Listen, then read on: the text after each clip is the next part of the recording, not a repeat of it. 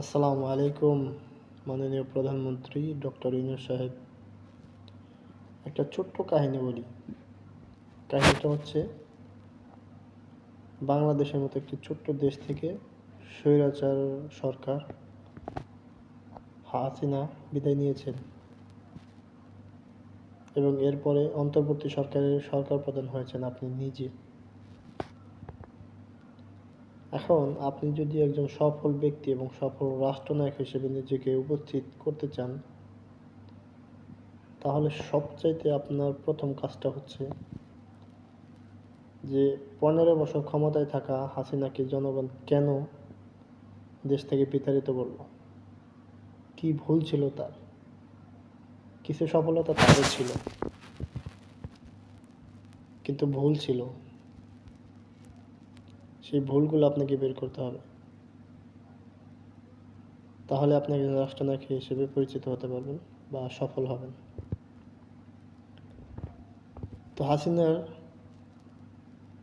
হাসিনার উন্নয়ন নিয়ে কোনো প্রশ্ন কারো ভেতরে ছিল না। হাসিনা বিগত 15 বছরে দেশের অভ্যন্তরীণ এবং অবকাঠামো যে উন্নয়নগুলো করেছে সেগুলো অস্বীকার করার সুযোগ নেই। আপনি চোখ বন্ধ করে অস্বীকার করতে পারেন, সেটা আপনার যুক্তির স্বার্থে এবং রাজনৈতিক স্বার্থে করতে পারেন, কিন্তু বাস্তবতা হচ্ছে যে বাংলাদেশের অবকাঠামোগত উন্নয়ন যথেষ্ট ভালো হয়েছে বিগত 15 বছরে হাসিনার আমলে।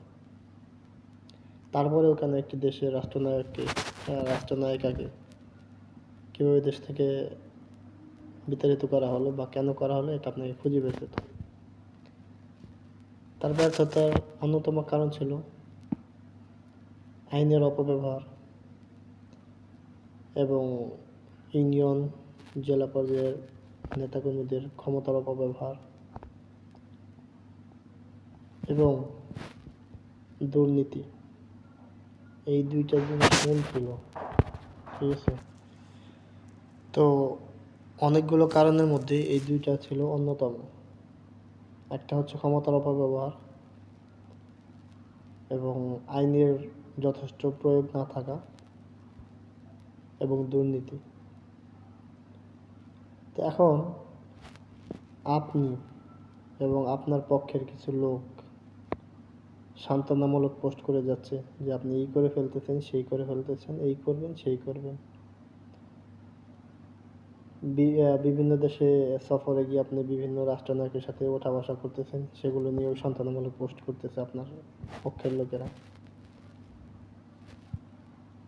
বিভিন্ন দেশ থেকে মোটা অঙ্কের ঋণ আনতেছেন বা বিভিন্ন চুক্তি স্বাক্ষর করতেছেন, এটা নিয়েও সান্ত্বনামূলক পোস্ট করতেছে। তো এগুলো হাসিনাও করেছে।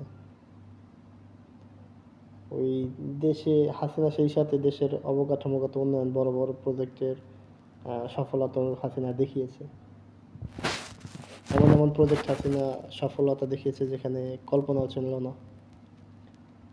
পদ্মা সেতুর মতো একটা সেতু, এটা আসলে আপনি নিজে অনেক চেষ্টা করছেন সেটাকে ব্যর্থ করার, এবং বাহিরের অর্থ ছাড়া হবে না এমনটাও ধারণা করা হয়েছিল, কিন্তু সেটা সফলতা দেখিয়েছে, হাসিনা হয়েছে। তো যে এই যে জিনিসগুলো, উন্নয়নের বিষয়ে যে কথাগুলো বা উন্নয়ন নিয়ে যে প্রশ্নগুলো, এগুলো হাসিনার সাথে যায় না। হাসিনা অবকাঠামোগত উন্নয়ন যথেষ্ট করেছে, দেশের উন্নয়ন অনেক যথেষ্ট করেছে। তারপরেও যে ভুলগুলো ছিল, সেই ভুলগুলোর দিকে আপনার নজর নেই। এখন আপনি বুকে হাত দিয়ে আপনি নিজেও বলতে পারবেন না যে না, দেশে আইনের প্রয়োগ রয়েছে বা দেশে মানুষের জানমালের নিরাপত্তা রয়েছে এবং অভ্যন্তরীণ পরিস্থিতি স্থিতিশীল আছে, এটা আপনি নিজেও বলতে পারবেন না। যদি আপনি সত্য স্বীকার করেন এবং সত্য মানেন, যদি মিথ্যে বলার প্রবণতা আপনার ভেতর না থাকে, তাহলে আপনি নিজেও বুকে হাত দিয়ে এই কথা বা গর্বের সাথে বলতে পারবেন না যে না, দেশে আইনের প্রয়োগ রয়েছে এবং দেশে জানমালের নিরাপত্তা রয়েছে। আর যে বিষয়টা, দ্বিতীয় যে বিষয়টা, সেটা হচ্ছে দুর্নীতি। আপনি যদি বলেন যে আপনি দুর্নীতি বন্ধ করতে পেরেছেন, তাহলে আপনি একজন জোকার। দুর্নীতি যা ছিল তাই রয়ে গেছে, বরঞ্চ দেশের অভ্যন্তরীণ পরিস্থিতির আরও অবনতি হয়েছে, আইনের প্রয়োগের আরও অবনতি হয়েছে, ঠিক আছে। সুতরাং যে দুইটা বিষয়ে হাসিনা ব্যর্থ ছিল, সেই দুইটা বিষয়ে আপনি চরমভাবে ব্যর্থ। হাসিনা ছিল ব্যর্থ আর আপনি চরমভাবে ব্যর্থ। সুতরাং আপনি ওই কিছু বিষয়ে সফলতা দেখাতে পারলেও বাকি প্রত্যেকটা বিষয়ে আপনি চরমভাবে ব্যর্থ। আরেকটা কথা, আপনার পক্ষের লোক যারা বলে যে আপনি সময় নিয়ে দেশকে শুধরাবেন, এটা বাংলাদেশ ভাই। এখানে যে সময় নিয়ে দেশকে শুধরাতে যাইব, সে নিজেই সময়ের সাথে বিগড়ে যাইব। এটা বাস্তব, এটা চ্যালেঞ্জ। সুতরাং এই দেশকে যদি আপনি দ্রুত নিয়ন্ত্রণ না করতে পারেন, সময় নিয়ে জীবনেও নিয়ন্ত্রণ করতে পারবেন না। সুতরাং বিগত 7-8 মাসে আপনি কোনো সফলতা দেখাতে পারেন না এই বিষয়গুলোতে। আগামীতে পারবেন না, এটা আমি চ্যালেঞ্জ করে বলতে পারি।